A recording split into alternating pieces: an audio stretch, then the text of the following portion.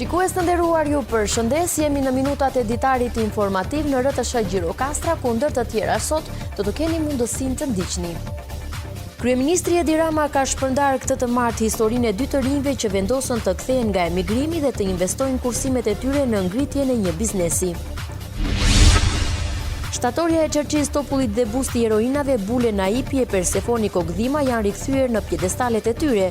Tashmë këto dy vepra që identifikojnë qytetin e Gurt i kanë dhënë një pamje mahnitëse sheshit të restauruar dhe zonën së historike. Në shkollat e arsimit të mesëm të ulët parauniversitar në Shqipëri e Kosovë nisi sot Olimpiada e përbashkët në Lëndën e Gjuhës Shqipe. Pjesë e kësaj gare u bën edhe nxënës të klasave të nënta të gjithë shkollave publike dhe private që funksionojnë në bashkitë Gjirokastër e Libohov. Faza e dytë do të mbahet në rang zëvaje në 20 mars.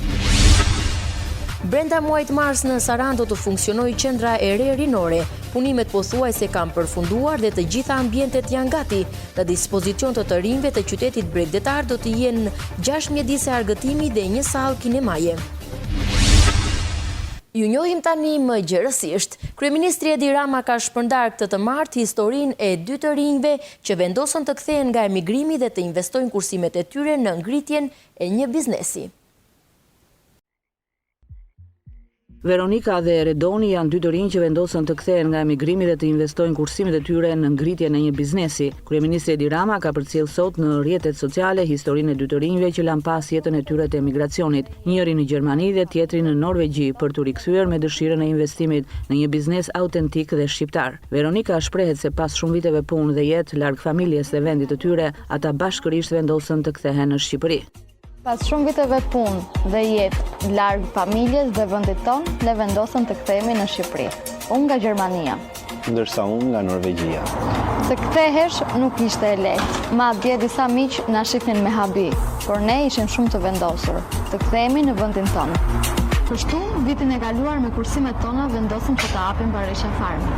Me Baresha Farm donim të sillnim një koncept të ri, një koncept organik, ku njerëzit të shikonin se nga po vjen ushqimi i tyre. Ndonjëherë kur më pyesin sa më mungon jeta që bëja në Gjermani, buzëqesh. Dhe ju them se këtu kam pasurinë time, vendin tim. Shqipëria është një vend shumë i madh, shumë i bukur për t'u lënë pas dore. Unë i ftoj të gjithë njerëzit të investojnë në vendin e tyre.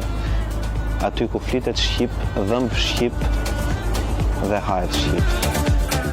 Edhe në qarkun e Gjirokastrës, shumë të rinj kanë vendosur të rikthehen dhe të ushtrojnë profesionin e tyre në shumë sektorë të ekonomisë, por edhe për të investuar në agroturizëm si një deg prej sektorëve më strategjik të rajonit jugor.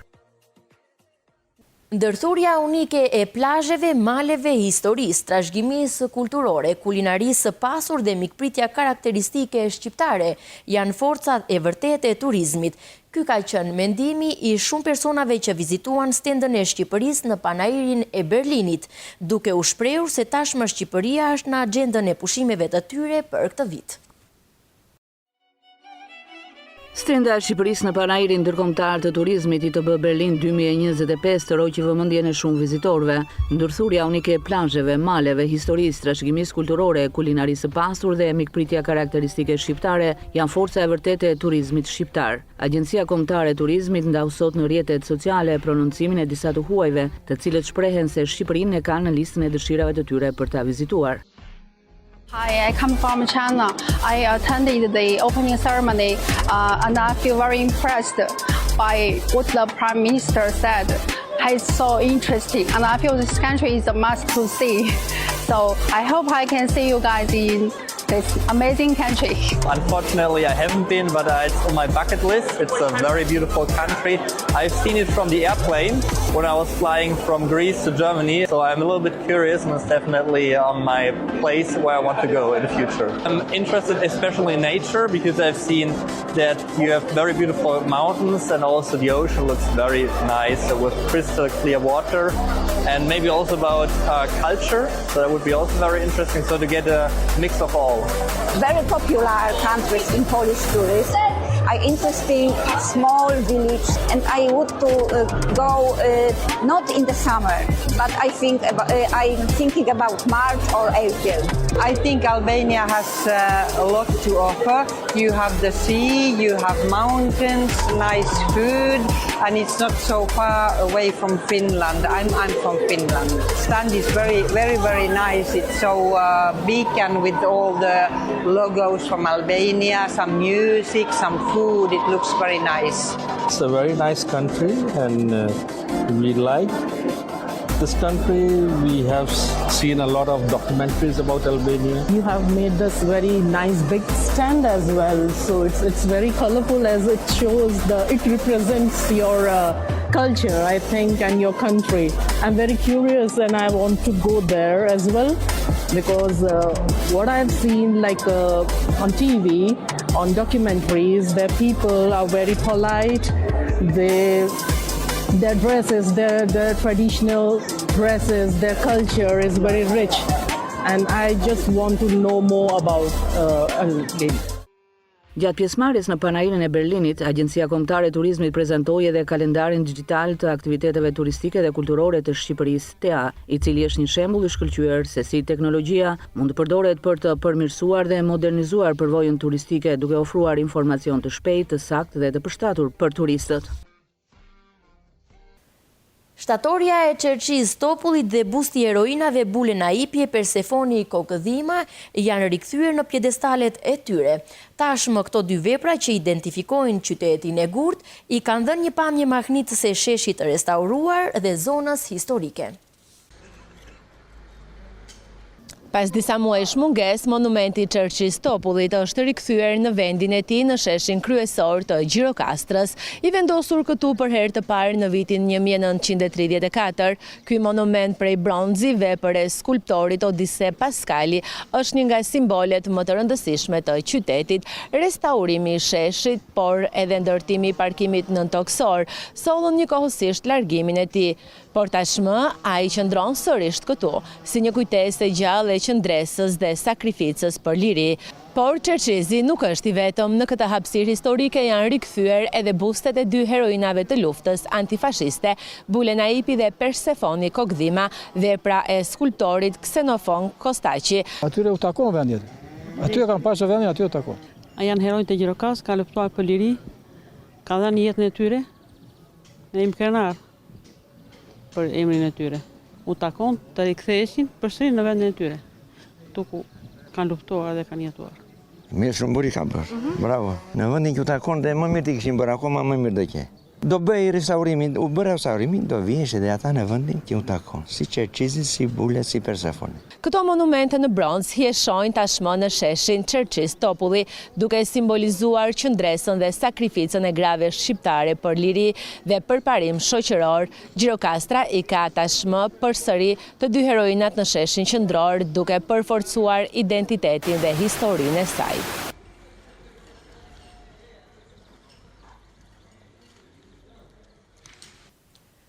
Në shkollat e arsimit të mesëm të ullët para universitar në Shqipëri e Kosovë nisi sot Olimpiada e përbashkët në Lëndën e Gjuhës Shqipe. Pjesë e kësaj gare u bën edhe nxënës të klasave të nënta të gjithave shkollave publike e private që funksionojnë në bashkinë Gjirokastër dhe Libohov. Faza e dytë do të mbahet në rang zëvaje në 20 mars. Si në mbarvendin edhe në Gjirokastër u zhvillua sot faza e parë e Olimpiadës në Lëndën e Gjuhës Shqipe për klasat e nënta. Testit të rinj pjesëmarrës ju nushtruan pranë shkollave ku ata mësojnë. Nga shkolla më e madhe nëntëvjeçare Koto Hoxhi zgjodhën të bëhen pjesë e kësaj gare që mbahet për herë të parë 20 nxënës. Për mikrofonin e RTS, ata shprehen mbi vështirësitë e testit dhe pse zgjodhën të marrin pjesë. Për mendimin tim pyetjet janë shumë të thjeshta, nuk kam as pak vështirësi në zgjedhjen e tyre. Dhe shpresoj që të kaloj në fazën tjetër. Pse vendoset marrësh pjesë në këtë? Vendoset të marr pjesë në këtë olimpiadë për të ditur njohuritë e mia dhe për ta sfiduar diçka të tillë. Pse jo mos të marrja pjesë në një olimpiadë? Shikoj njohuritë e mia dhe pse jo mos të bëj diçka ndryshe. Dhe si të duket? Teza ishte një tezë e thjeshtë me volum, patjetër. Patjetër që ne kemi bërë gjithmonë ushtrime të tilla dhe nuk ishte asnjë gjë që ne nuk e kemi bërë. Vendosa të marr pjesë në olimpiadë sepse më duk diçka që do më sfidonte, diçka që do më përgatiste për testet e lirimit dhe pse jo mos ta provoj asnjë gjë, ishte diçka e re, të cilën nuk e kisha provuar më parë. Dhe si duket?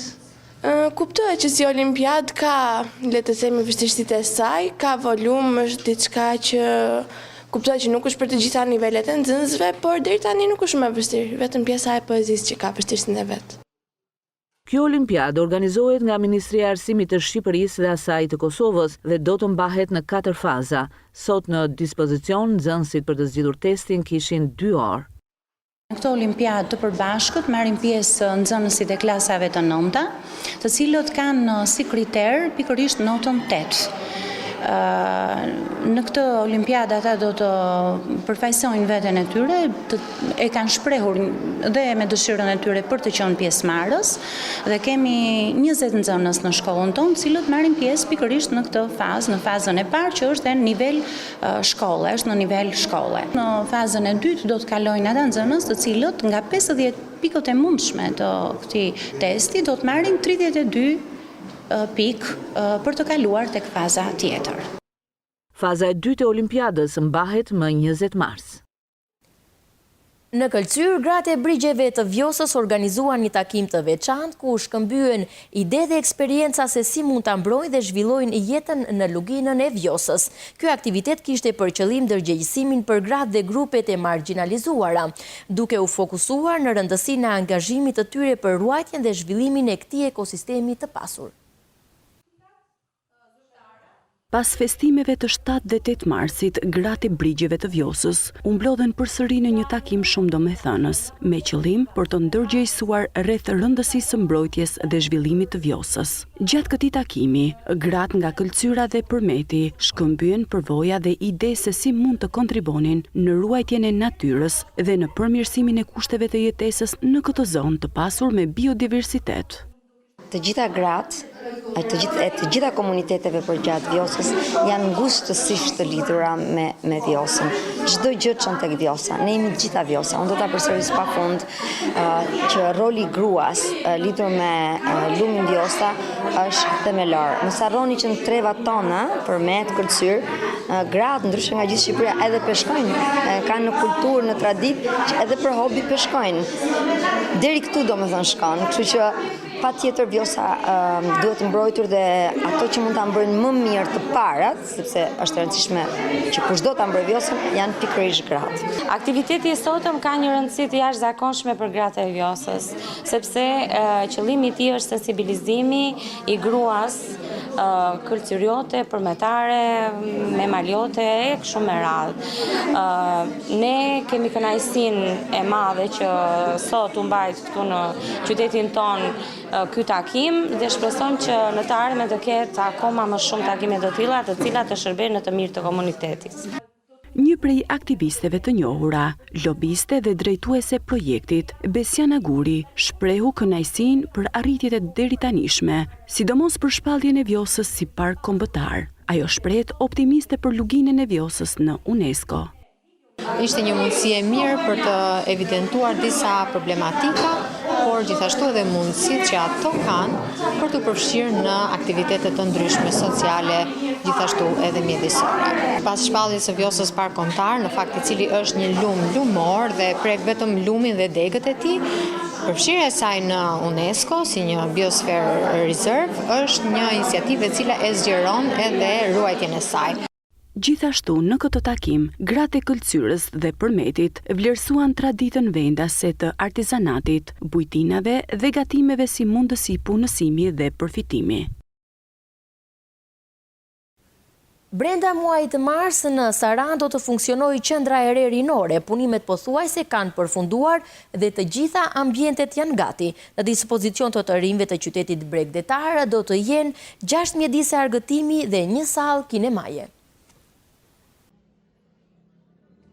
Një ambient buzë shëtitore së Sarandës do të jetë së shpejti në dispozicion të mushave rinore. Momentalisht po punohet për sistemimin e shkallares që të çon në mjediset e brendshme, të cilat kanë përfunduar së strukturuari. Janë 6 mjedise edukimi dhe argëtimi, përfshi edhe 1 sallë kinemaje. Mjediset tashmë kanë marrë trajt dhe të gjitha janë me xhamari. Ç'ambiente ka brenda, përse? Salla, çfarë ka? Salla interneti, kinema. A edhe kinema, ha? Sa janë gjithsej, sa mjedise? Janë 2, 4, 6. 6 mjedise. Kur e keni për ta dorëzuar si ndërtim? Këtë muaj, ka fundi muaj. Po punoni me forca do me thënë? Brenda kanë mbaruar? Kanë mbaruar, vetëm mobilimi të vinjën porositë, gjitha do vinë.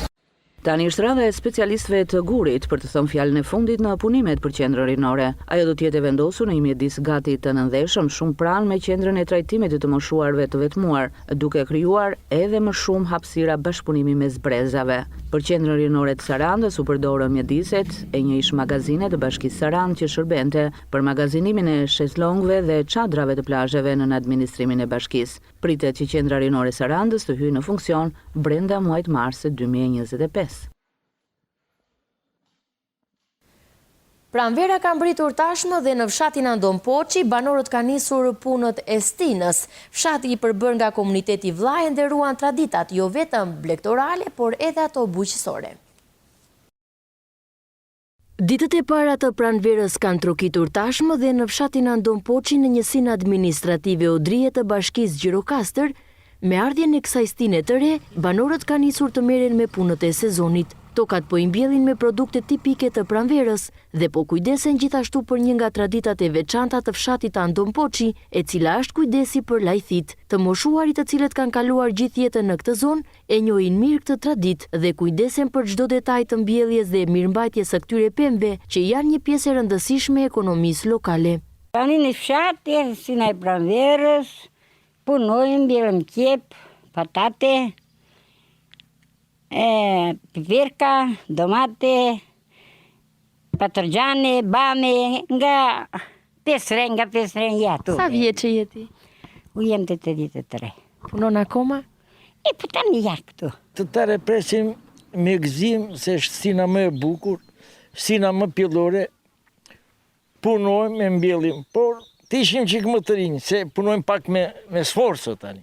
E çfarë punësh merren një kryesisht? Unë kryesisht kam bresht, me këto mbjellje të stinës që kemi perimet zakonisht tani, me ato merrem, ja. Siç ndodhet çdo vit në këtë periudhë, fshati Andon Poçi pret me ngrohtësi edhe ata banorë që jetojnë në mërgim. Ata që janë larguar prej vitesh asnjëherë nuk e kanë braktisur fshatin e tyre, përkundrazi ata janë kthyer dhe kanë investuar në mirëmbajtjen e shtëpive të tyre, duke kontribuar në ruajtjen e identitetit të fshatit. Vinë plekit iken, jo të rinë.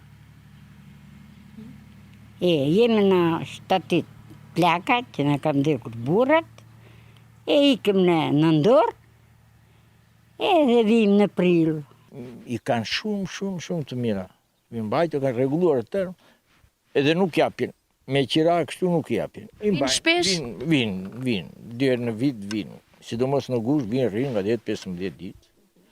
Ja mua më vinë edhe një prit më vinë tani, marrin pushime të andej, vinë rrinë 4-5 ditë, 10 ditë këtu vinë me shoqëri. Kthimi i banorëve të mërguar në vendlindjen e tyre është një shtys për zhvillimin dhe mbajtjen gjallë të traditave, por edhe kulturës lokale. Rruga kryesore dhe disa rrugë të brendshme në fshatin Lugar të Dropullit të Poshtëm janë amortizuar. Kryetari i këtij fshati kërkon rikonstruksionin e tyre. Rreth 40 banor nga 310 që janë regjistruar në gjendjen civile, banojnë aktualisht në fshatin Lugar të Dropullit të Poshtëm. Pothuajse 1/4 e banorëve janë pjesë e administratës publike dhe vendore, madje me detyra të rëndësishme. Zgjedhja e tyre për të qëndruar dhe jetuar me familjet e tyre në vendlindje presupozon edhe ndërtimin e një infrastrukture efikase dhe dinjitoze. Kryetari i fshatit Zoti Kristotau kërkon fillimisht rikonstruksionin e rrugës kryesore. Hyrja kryesore e fshatit Lugar është e vetmja hyrje që nuk është shtruar nga gjithë fshatrat e tjera të Dropullit. Tani neve këtë e kemi diskutuar, e kemi dhënë në bashki dhe në të tëra institucionet që mundet ashtu, na kanë dhënë llafin se mund ta rregullojnë. Tani po presim. Njëkohësisht, problem paraqesin edhe disa rrugë të brendshme të cilat janë të ngushta dhe nuk lejojnë kalimin e makinave zjarfikës. Që të kaloj zjarfikëshja, që të mbrohet fshati nga zjarret, nga çdo lloj problemi, duhet që 1 metër ose 2 metra të hapen rrugët e ato të brendshmet në mënyrë që të qarkulloj edhe zjarfikëshja edhe njerëzit domethënë të shkojnë në shtëpitë të tyre sa më mirë. Furnizimi i banorëve me ujë të pishëm si dhe rrjeti i ndriçimit të brendshëm janë çështje që janë zgjidhur tashmë nga drejtuesit vendor. Mjeshtri Gur Skalitës nga fshati Lazarat, Servet Çela, ka mbi 30 vite që ushtron me pasion këtë zanat, ndërsa pohon se punimet dhe skalitjen e gurit e ka trashëgimi familjare. Prej mbi 30 vitesh, mjeshtri Gur Skalitës nga fshati Lazarat, Servet Çela, punon për shtrimin me kaldrëm të rrugicave karakteristike në Gjirokastër dhe jo vetëm, zanatin e punimit dhe skalitjes së gurit, pohon se ka trashëgimi familjare. Fillimet e mia kam qenë në 91-shin, që ka filluar si zanat. Çdo fillim ka vështirësinë e vet, tani jemi profesionista, nuk është më problem. Sa vjeç ke qenë atëherë? Kam qenë 30 vjeç. Me daltën dhe çekanin në duar, mjeshtri Lazaratas ka punuar për ndërtimin e kaldrëmeve në Gjirokastër, por edhe në emigracion. Në ato vite më shumë problemi ishte unë e ushtrohem tepër në Greqi si profesion. Dhe të kuptoj që kishte vështirësitë e veta. Ndryshe ishte lloji ndërtimit atje, ndryshe këtu. Megjithatë, ju përkushtuam. Kam bërë me kaldrëme në Dunavat, nga Barahima i djerë tek mbi Shkëmbin, tek Gëzim Fiçua. Kam bërë kaldrëmet komplet këtu tek shkolla Çajupi, kaldrëmet që nga Manalati i gjerë tek ora e Kalas, kaldrëmet këtu vam 2 vjet paka shumë, mure, edhe kaldrëmet këtu, kemi bërë goxha punë. Gur Skalitësi nga fshati Lazarat dëshiron që kjo mjeshtëri e traditës të mos harrohet, por të mësohet edhe nga të rinjt. Se keqja sepse s'ka të rinj që të vinë, që neve t'i ndihmojmë, t'i mësojmë, apel dhe bëja për të rinj të mësojnë, të përkushtohen, sepse Gjirokastra është qytet me perspektiv gjitha këto ndërtesa duan është t'i rregullojmë dhe prapë ashtu siç kanë qenë nga të parët tanë, kështu që ka shumë punë. Me kaldrëme, me more, me gjitha, është artë më vete. Në Gjirokastër po rikthehet interesi për zanate tradicionale, të cilat po shikohen si mundësi punësimi në shërbim të turizmit. Për ndërtimin e rrallë me vlera unike, xhamia e Gjin Aleksit në fshatin Rusan të Delvinës është kthyer në një atraksion turistik. Kjo xhami është ndërtuar në fund të shekullit të 16 dhe gëzon statusin monument kulture i kategorisë së parë prej vitit të 1963. Rrallë ndodh që një fshat të bëhet i njohur për shkak të famës që ka një objekt kulti fetar. Kjo ka ndodhur me Rusanin e Delvinës, që kanë në pjesën hyrëse të tij xhamin e Gjin Aleksit. Për historianin dhe studiuesin Halil Shabani, dy janë të veçanta tek këtij objekti, arkitektura dhe historia e rrallë e pleksjes së 3 besimeve. Për harmoninë ndërfetare rezulton se në anën lindore të saj ende gjenden themelet e një kishe bizantine dhe ndodhen edhe ngrehina e sopme e sektit Bektashi. Të treja këto besime fetare njëkohësisht kanë hyrë në marrëdhënie miqësore me njëra tjetrën dhe njëkohësisht janë lejuar që të ndërtojnë kultet e tyre. Historia e ndërtimit dhe emërtimit të kësaj xhamie me emrin Gjin Alek, sipas historianit, çoi në një kryeqendër historike siç është Kamenica dhe kreu të saj historik me emrin Gjon, që i përkiste besimit katolik. Kreu i Kamenicës me besim fetar katolik, me emrin Gjon, i vdiq i biri prej një sëmundje pashërueshme dhe ai kërkoi leje nga valiu për të ndërtuar këtë kishë dhe emërtoi me emrin e djalit të tij dhe kushti u bë që njëkohësisht ndërtoi dhe një xhami për Perandorinë Otomane, por edhe të përfshijej dhe besimi fetar ortodoks me emrin Aleks. Ky objekt kulti është një ndërtim i rrallë me vlera unikale që pas restaurimit të fundit janë bërë edhe më të dallueshme. Këto të veçanta kanë bërë që xhamia e Gjin Aleksit të hyjë në guidat turistike të turistëve vendas dhe të huaj. Të vendosur në hartat turistike, xhamia e Gjin Aleksit për arkitekturën e saj të veçantë ose unikale në vendin tonë. Xhamia e Gjin Aleksit është ndërtuar në fund të shekullit të 16. Mendohet mbi rënojat e një kishe dhe që pjesë e kompleksit janë edhe tyrbet e bektashizmit.